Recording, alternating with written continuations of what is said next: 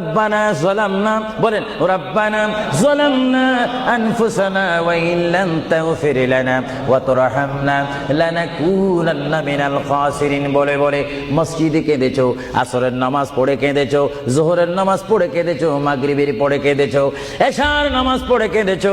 এ বান্দা, নামাজের মুসল্লা যখন বসে যাও, আমি আল্লাহকে তোমরা বারবার বল, আল্লাহ আমার গুনাহ মাফ করে দাও।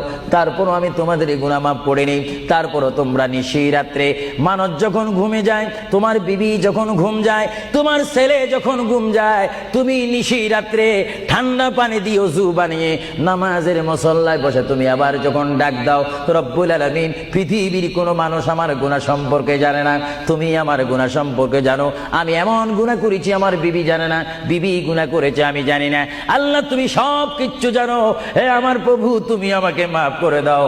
আমার আল্লাহ বলে, তারপরও যদি তোমাদেরকে আমি মাফ না করি, তারপরও বান্দা তোমরা আমার রহমতের দরজা থেকে ফিরে যাইও না।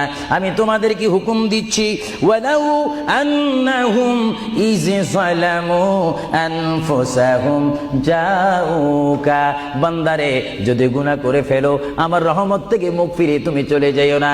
এ বান্দা, আকাশ পরিমাণ যদি গুনাহ করো, পাতাল পরিমাণ যদি গুনাহ করো, সাগরের পানি পরিমাণ যদি গুনাহ করো, পাহাড় তুলনায় যদি তুমি গুনাহ করো, আমার দরবার থেকে তুমি নিরাশ হইও না।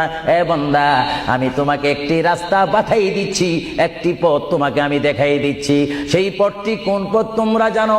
ওয়ালাউ আন্নাহুম ইয যালামু আনফুসাহুম জাউকা, বান্দারে যখন তোমরা বরবাদ হয়ে যাবে, তখন তোমাদেরকে একটা পথ আমি তোমাদেরকে দেখাই দিলাম। সেই পথটির